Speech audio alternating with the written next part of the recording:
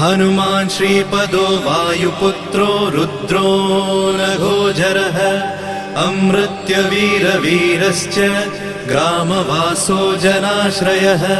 धनदो निर्गुणः शूरो वीरो निधिपतिर्मुनिः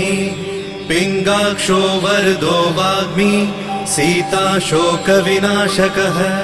शिवः शर्वत्परो व्यक्तो व्यक्तो धराधरः पिङ्गकेशः पिङ्गरोमा श्रुतिगम्यः सनातनः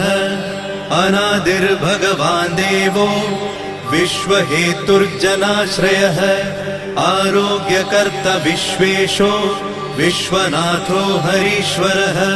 भर्गो रामो रामभक्तः कल्याणप्रकृतिस्थिरः